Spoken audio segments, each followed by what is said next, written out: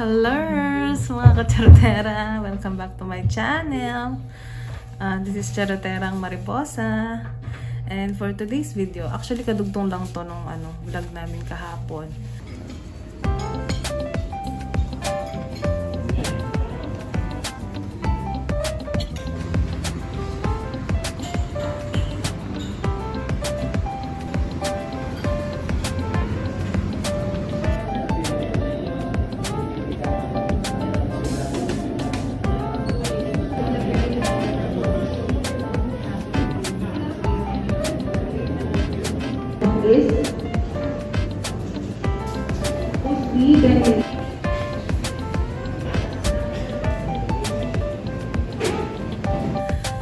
And yun, it's our second day today in XLEC. Yung pinabalik kami na time is 7:30. Pero pumunta kami doon ng 7:20 AM. So, una is doon sa main entrance na kami pumunta, diretso sa guard. Tapos kinuha yung papel namin, yung data form. Tapos yun nga, dalawang guard yun. Yung isang guard, chinek yung mga files namin dun sa master list. Tapos, yun, lo and behold, for immunization na nga kami. So, natatakan siya. Ganito yung tatak niya. Tapos, sabi, ma'am, proceed na kayo sa second floor for immunization. Ganyan. So, syempre, our inside is screaming na okay na. At least, clear na kami. So, yun, umakit kami sa second floor. Tapos, iano pala ni Kuya Guard, yun nga, istampa niya yung papel ng for immunization, tapos maglalagay siya ulit ng tatak na letter A dun sa right hand. Or kahit sa left, pwede. Tapos, pagdating sa taas, kinuha ulit nung guard yung paper namin, tapos nilagay dun sa basket. Sabi niya, sige ma'am, upo ka muna, tatawagan na lang kayo. So, yun, after a while nun, tinawag na yung name ko, tapos kinonfirm lang yung humingi lang sila ng copy ng marriage certificate ko. Kasi nga, yung COVID vaccine ko is parang single name pa siya. So, kailangan lang nakatunayan na married ka na or ikaw din to. Tapos, after nun, sige ma'am, upo ka muna ulit. Tatawagan na lang ikaw ulit for the vaccination. Sabi din niya na okay naman na yung mga result mo. For immunization ka na. Sabi niya. So, yun. Nagpa-thank you lang ako. Tapos, umupo na ako. Tapos, after a while, 7:35 yun. Pero, medyo matagal yung antayan doon kasi ang dami din nagpapabakuna. Marami rin tao. Sa mga 8:25, yun. After almost 1 hour, doon pa lang kami. Ako, natawag. Tapos si nurse, tinanong ako ulit ng mga history ko. Like, sabi niya, may dala ka ba na, mga other vaccines mo besides sa COVID? So, sinabi ko, dala ko yung flu vaccine at saka yung ibang vaccine. Tapos, yung may problem kasi doon sa name ko, doon sa Hep B vaccine ko, na single din siya. Ang nakalagay kasi is dalawa yung surname ko. So, sabi niya, sinusundaw daw talaga yung sa passport. So, if gusto ko siya na i-disregard or gusto ko siyang i-submit sa kanila para hindi na ako ma-vaccine, kaso kailangan ko ng affidavit of discrepancy. Siyempre, di ba, napakalaking hassle nun. Ang ginawa ko, sige ma'am, okay lang. Hindi ko na siya i-declare, na lang, papa-vaccine na lang ako. Okay naman daw yun. At saka, 2023 pa naman yun, kaya okay lang din. So, yun. Ang na-vaccine sa akin is yung MMR at saka Hep B. Yung, ano pa ba? Oo, Hep B lang. Hindi na ako binigyan ng chickenpox kasi nga nagsabi ako na may mark ako sa may ilong. Parang scar ng sabi, signs of immunization din daw yun. Ayun. Kay Habi naman. Hello, good morning. So, ako naman sa akin, yun nga. Una siyang natawag sa akin. Tapos, yun nga, yung medyo matagal talaga yung paghihintay doon kasi maraming na rin tao for immunization lahat. So, ako naman yung tinawagan ng nurse. Tinanong lang ako, same. Kung meron ba akong vaccine before. Tapos, kung nagka-chickenpox na ba ako. Tapos, yun, regarding sa vaccine, sabi ko lang, meron na ako, which is the COVID vaccine. Tapos, Sa chicken fox naman, tinanong ako kung meron din akong scars. Ang sabi ko wala. So ngayon, ang recommend daw sa akin is 3 vaccine, which is the yun sa chicken fox, and then yun sa Hep B, and then yun sa MMR. So yung tatlo na yun. And then after nun, sabi lang sa akin, after na ma-vaccine is balik ka lang dun sa maghintay ka lang at magpahinga kung any reaction sa katawan mo, magpahinga ka ng 15 minutes lang. Kung any reaction, balik ka lang sa akin. Kung wala, okay na yun. So kami na yung magpo-forward ng sa inyo sa US Embassy, sabi niya. Tapos tinanong rin pala sa akin nung una kung sino yung petitioner ko. Sabi ko, yung wife ko po, which is kasama ko rin ngayon na nagpapa-immunization. Sabi ko, okay, sige sir. Sabi niya, okay na, sabi ganun. Tapos same meron lang silang parang checklist ulit ng mga kung ano yung tinanong sa akin kahapon ng doktor, kung may history ba ako ng ganito, ganyan. Same din yung tinanong sa akin ng nurse. Siguro for lang yung verification. So after that yun, na-receive ko na rin yung vaccine. Nakatatlo siya. Nakatatlo ako. Ito. Isa. So, dalawa yan. Ito yung sa MMR at saka sa Hep B. Ako ito yung Hep B. Mahapdi siya actually. Ito naman sa sa chicken pox. No, ako naman, ito yung sa kasi? MMR? Hindi. Hep B. Hindi. Ito yung Hep B, ito yung MMR. Kasi mas mabigat yung sa akin naman, hindi siya. Actually, abang tinutusok ako, tinitignan ko rin kasi mataas talaga yung tolerance sa pain. Ako hindi masakit. Kaya nga paglabas ko, nakita ko siya, yung upuan ko, nalagpasan ko siya. Sabi ko, wag mo muna akong hawakan. Ang sungit. Masakit kasi, mabigat. Pero, lang yun, mga few minutes. Yun. So, yun. Thank you, Lord. Praise God. Yun. Actually, yun talaga yung pinagdarasal namin. And yung pagkatatak pa lang ni Kuya Gard dun sa for immunization, nagtinginan na. Masaya na kami. Yun talaga yung pinag-pray namin. Tapos, may rin ano ba yung tinanong sa akin yung nurse or Meron pa siyang tinanong sa akin ako tinanong din pala ako kung sino ulit yung petitioner. Oo, tapos ako ba yung principal? Yun, tapos ano pa ba? Same lang yung mga questions kahapon sa regarding health, ano mga naging sakit, ganyan. Yun. Tapos sinabi din niya, yun nga, na si SLEC na lang yung magsisend ng ng result. Yung sa IGRA naman, kahit daw mag-positive doon, hindi naman yun makaka-effect. Hindi naman siya tayo sa-subject for sputum kahit mag-positive siya. Walang effect yun para sa application natin for US. And then, isa pa sabi, if ever man regarding sa vaccine natin, if ever na lagnatin tayo, inom lang ng paracetamol. And then, pahinga lang and hot compress. Yun lang. Tapos, wala na. Okay na nun. Yan lang. So, yun guys. And we are praying na sa inyo, maging okay din sa inyo. Wala nang maging aberya. Dasal lang talaga. Tsaka, actually, ko ng mga tip dito, yung mga ginawa namin ni Happy preparation. Actually, 7 days before our medical, nag-inom kami ng sterilized milk. Hindi, 2 weeks nga. Hindi, halos 1 month. Halos 1 month. 1 month before, nag-start na kami ng sterilized. Kaso yung nahanap namin doon is Bear Brand. Once a day lang namin siya ginagawa. Pero yung 7 days before, doon kami nag-twice a day. As in, umaga at night. Naghahanap kami actually ng Alpine na brand. Kaso wala kami nahanap. Dito lang. So, Pure Gold. Which is inom na namin siya kahapon lang. Hindi kahapon, nung Monday. 11. Nung 11 na. Oo. Doon kami nakastart ng Alpine. Pero okay lang, sige lang. Tapos pati yung Flumosil. 600 mg yung effervescent. Ang ginawa namin is 7 days din, twice a day. Twice a day. Yun. Lang siya, minimix lang nga sa tubig. Yung ginagawa namin yung 500 ml na bottle yun. Tigisa kami. Umaga tsaka gabi din yun. Tapos yun, pag nag-walking kami, morning, tapos minsan sa gabi din. Ganyan. Kumbaga lang muna, sacrifice. Healthy living muna tayo. So, nagja-jog talaga siya. Ako talaga nag-run from the very start talaga. Tapos, yun nga, expenses, exercise. Normal lang yan, is part of our application yun. Pero, isipin na lang natin para sa dream natin. Ano yun? Investment naman siya. Hindi ka naman nagsasayang ng pera. Investment natin yan for our future, para sa family. Di ba? Yun. Tapos, ano pa ba?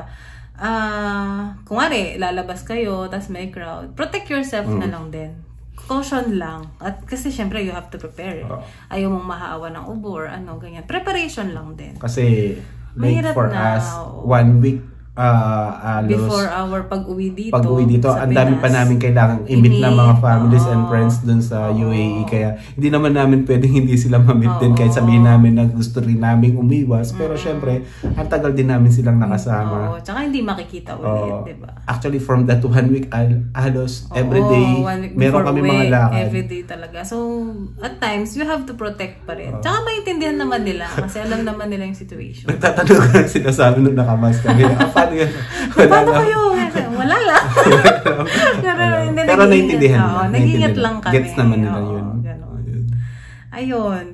Tapos, ano pa ba? Balikan lang natin yung mga requirements pala. Actually, ito yung mga pinipare namin before the medical. One is yung P4 nga, yung interview letter. 1 copy lang yon. Tapos yung passport copy na picture, passport copy mismo, 2 copies. Tapos, yung itsura niya is same size ng passport talaga. No need to enlarge. Kasi may gano'n, di ba? Yung normal na size lang talaga niya. Kasi hindi tatanggapin pag sobrang like buong bond paper passport mo. Yun, hindi gano'n. Yung normal na size talaga ng passport. Tapos, 4 pieces of 2x2 picture. Yung, yung white background. Yung parang yung sa US visa na rin na in-apply natin or sinagmit. Tapos may name sa likod. Oo, tapos may name yun dapat sa likod. Yung pwedeng isulat. Pero kami kasi, may sticker kasi siya. Tapos, pinaprint ko lang, tapos dinikit ko na lang sa likod. Tapos, copy of appointment confirmation email from SLEC. Kahit tig-isa lang kayo, tig-isang copy kayo dapat. Yung sa'yo, yung sa kanya. Yun. Vaccine records, 2 kopya. Yung COVID vaccine, at saka kung may mga ibang vaccines kayo na copy, original and copy, photocopy. Dalhin nyo na rin din. Kahit nga may ka lang parang titer, hepatiter, pwede mo yung dalhin. Kasi tinatanong yun during immunization kung dala mo. Tapos, DS-260 confirmation page, 1 copy yun. Tapos, DQ letter, yun yung sinasabi na parang letter with case number. Yun yung DQ letter, which is 1 copy lang din. Tapos, may isa-send sila na confirmation email, di ba, ng appointment mo. May kasama yun na PDF ng flowchart nila. Kung ano yung mga gagawin mo sa day 1, yun, yung mga steps nandun, yung parang flowchart siya. Day 2, at saka kung may mga kids kayo. Ayun. Yun yung mga pinrepare namin before medical. Ngayon, after medical, during medical, yung mga kinuha lang sa amin is yung confirmation email. Yung may barcode yun ng St. Luke's, ng schedule nyo. Tapos, valid passport, yung original at saka photocopy. Pero yung isa, ibabalik sa'yo.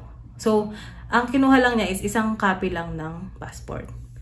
Tapos, yung P4 or interview appointment letter, 1 copy. Yun yung chinek niya. Tapos, yung letter with case number na DQ letter, hindi naman. Binalik din niya sa akin. Tapos, yung DS-260 confirmation yun, kinuha niya rin yun. So, parang 4 lang. Yung mga picture, wala. Hindi talaga hiningi or hindi tinanong. Pero, okay lang din. Pero dalhin yung malay natin iba-iba. Case to case basis pa naman eh. Pero sa amin, hindi kinuha yung mga picture. Tapos, ano pa ba? Meron mga monitor doon na kayo makikita ano pa yung mga steps or yung mga requirements na kailangan. Tapos meron din makapost sa mga wall. Doon sa may monitor nila, nakalagay doon na any order pwede mong gawin yung lab, yung x-ray, at saka yung physical assessment. Pero yung sa amin kasi, kung saan kami pumupunta nila, sinasabihan kami kung saan kami pupunta na next. Ganon siya. So, sinusundan na lang din namin. Tapos, ang instruction nila is ilagay sa brown envelope yung mga kailangan na documents. Nag-prepare kami nun. Pero hindi naman talaga maselan na kahit na wala lang brown envelope. Pero kayo, kung gusto nyo mag-prepare. Magdala pa rin. Magdalhin pa rin kayo. Malay natin. Yun. Pero kami, hindi naman talaga chinek. Tapos, ano pa ba? Yung mga parang update sa mga medical results natin. So, ito muna. Yun nga, sabi nila, pag white slip yung na-receive mo on the first day is for immunization ka na the next. For us, it's true. Kasi white slip yung na-receive namin nung first day. Second day, nagpa-vaccine na kami. Kasi yung iba daw, kahit white slip, nare-receive nila, kinabukasan, for sputum sila. So, not sure. Pero sa amin, yun yung nangyari sa amin as per our experience. Pag na-subject ka naman for sputum is, magbibigay sila ng schedule. Sa mga nababasa ko, it's like 1 week after the first day of medical, dun sila magbibigay ng schedule na 3 consecutive days na magko-collect ng sputum. Tapos, pagka 4th day, dun na yung parang, pag negative naman daw yung smear mo, dun ka na for vaccination. Pero, yung result talaga ng sputum culture mo is after 8 weeks pa. So, dun ka pa lang parang medically clear talaga. Yun. Pero, ang maganda dito is update from USEM na kahit na na-subject ka for sputum is tuloy pa rin ang ID. Proceed pa rin sa interview date na binigay sa'yo or yung na secure na slot. Diba? At least, hindi ka na makikipag-agawa ng ID, yung mga slot, ganyan. Ang lang doon is, magpo-proceed ka ng interview, pero expect mo na matutuwan G ka kasi meron kang medical setback. Pero at least, after 8 weeks, pwede mo nang isend sa kanila yung passport mo, tsaka yung clearance. Tsaka actually, yung SLEC na talaga yung magsisend ng clearance sa kanila. So, yun, diba? At least, mas less hassle na. Ganun. Yun yung new mandate ngayon. Wala nang cancellation ng ID. Kahit na mas sputum ka. Ayun, diba? So happy. Ayun lang. Ano pa ba? Yung mga natin sa kanila. Ma-take away natin. Ano pa? Pwede mo i-share sa kanila. As parang dependent na nag-experience ng ganito. Ano lang? Yun nga, disiplina lang sa sa sarili natin muna. Kasi isa talaga yun sa magiging mahirap din gawin in preparation sa medical natin. Kasi hindi natin alam, kahit na alam natin na healthy tayo. Pero hindi natin alam kung ano talaga lalabas sa sa medical natin, most especially dun sa x-ray natin, which is yun yung talagang number one na nagiging balakid talaga. Oo. Kaya yun. Hindi ko rin alam, siguro ewan natin kung sa mga nababasa natin or kung galing sila ng UAE, which is sa amin is United Arab Emirates. Kasi doon pa rin kasi sa amin doon, nung kami doon. Masela din kasi doon, guys. Sobrang higpit din doon sa x-ray. Regarding sa pag may nakita sila sa lungs, mag-report ka agad talaga. Ganun. So, sa amin, wala naman kasi kami na-experience doon kasi every renewal of contract namin is kailangan namin gawin yun na x-ray namin. So, siguro, makikita naman kasi nila doon sa namin, record namin, lalo na doon sa mga vaccination card namin dun sa COVID vaccine, nakalagay talaga dun is United Arab Emirates. So, alam nila na dun kami galing. So, pero kinabahan din ako doon. Sabi ko nga sa kanya nung nakita ko yung x-ray ko. Sabi ko may guhit na dalawang white. Tinignan ko agad. Ang bilis ng batain. Sabi ko naman sa kanya, be positive. Yung guhit na yun is approval na yun. Check na tayo for immunization bukas. Sabi ko. Think positive lang. Oo, tsaka dasal talaga. Tsaka prepare lang din. Actually ako, nahirapan din ako kasi nga discipline, di ba, pagkain. Yun yung mga medyo challenge sa akin. Pero buti na lang siya, talagang wag muna sa matamis, ganyan, iwas muna sa ganyan. Ayun. Siya yung yung consent. Siya yun. Pero siya sabi niya, hindi, konti lang. Tikim lang. Tikim lang. Sabi ko, wag, hindi pa rin. Oo. Ano lang talaga. After nun, kung gusto mo kumain pa rin after nung medical nyo, immunization nyo, sige, magpakasawa ka. Kahapon siya gusto na niya mag-frap. Oo, syempre, iwas din kami sa coffee. Oo, yun, coffee, iwas din sa matamis, yan. Pero ako naman, sabi ko sa kanya, kahit na mag-medical, hindi ako magda-diet na, as in crash diet na hindi. Kasi ang iniisip ko, dapat talaga balance lang para lahat, diba? Okay lahat, ganun. So, yun. Yun lang, guys! We're so happy! Abangan nila sa atin yan is yung natin, biometrics natin. Magba-biometrics kami niyan next time. Yun. At least, one step unlock na. Okay na. Thank you, Lord. Actually, andito kami sa Garden Suits. Aayos ng gamit, tapos mag-check out na rin kami. Tapos uwi na kami. Uwi na kami sa pamilya na. So, ngayon, makauwi na kami na masaya. Pero isa-surprise mo rin namin sila.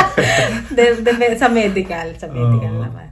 Mamaya na namin sasabihin sa kanila, hindi muna namin sila Hindi pa namin sila in-update na okay na, na-clear na. Ayun, at least official naman na. Tapos pala, lahat ng ang result, meron ka rin copy, isi-send sa email mo. Yun. Ano pa ba? Isa pa. Dapat pala, pwede kang magdala ng bag sa SLEC. Like, may personal bag ka. May dala kaming bag parehas. Kasi mga documents yun. Pwede ka rin magdala ng bottled water, pero pagkain, hindi. Hindi pwede. Tapos, wear ka ng mask kasi required siya. As in. Tapos, ano pa ba? Yun lang naman. Wala naman silang sa clothes. Wala naman silang actually, proper, pwede nga talaga yung naka-shorts. Nakita ka nga kami, ang short ugly ng shorts talaga. talaga. Shorts talaga. Sabi mo na sana, ate, nag-short ka pa. yun. Pwede. Hindi sila maselan sa Kami nga, naka-t-shirt lang. Ganun. Yun lang naman. So, yun guys. Thank you for watching. And sana kahit paano may mga na-input kami sa inyo na kailangan nyo rin gawin for your medical. At sana, pinagpipray namin for all of you na maging okay din yung yung results nyo. And kung may medical setback mang, laban lang. May solusyon naman. At saka, yun nga, pray lang palagi. Yun. So, lahat tayo makakarating doon. Amen. In God's perfect time. Tingnan nyo nga, di ba? Kami hindi rin namin expect na mabibigyan kami this pag-uwi.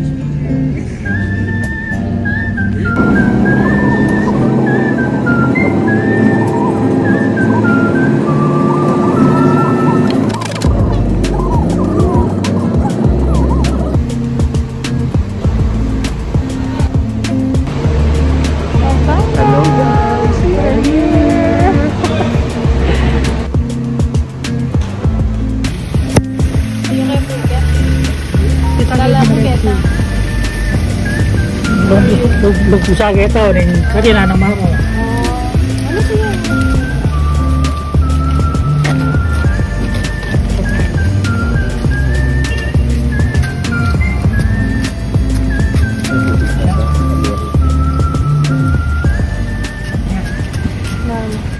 Kwento mo na mo po. Kwento mo na. Kwento mo na. Balik ko pa kanya. Balik ko po. What to do? Tara. Lungod na ako. Harap na ako mula. Ngarim lang ka ito.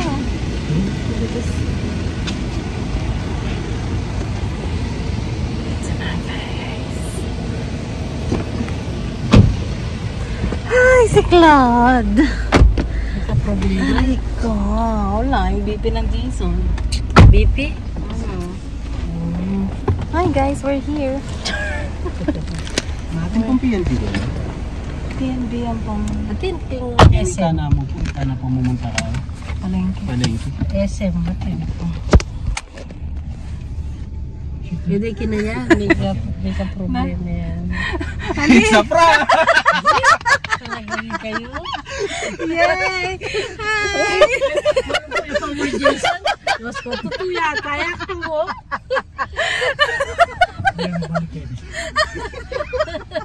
Wala yung Palto yung bakuna na yan. Thank you, Lord. Thank you, Lord. Diyos ka nakalmakan eh. Kaya, Balak niya. Like kahit ako mo eh. sabihan ko sana, kaya eh. Surprise na talaga na eh. Sabihan ko sana, sabi ng doc, mataas siya presyon, kailangan panguman na po ng beses. Para magbaba. Buti na mo rugo ito. May bakuna na kami. Okay naman. Yummy! Yummy! Yummy! Yummy!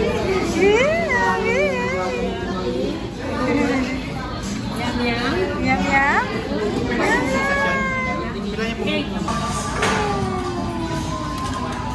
So yun guys, thank you for watching, and please don't forget to like, share, and subscribe for good vibes. Bye! Thank you, Lord.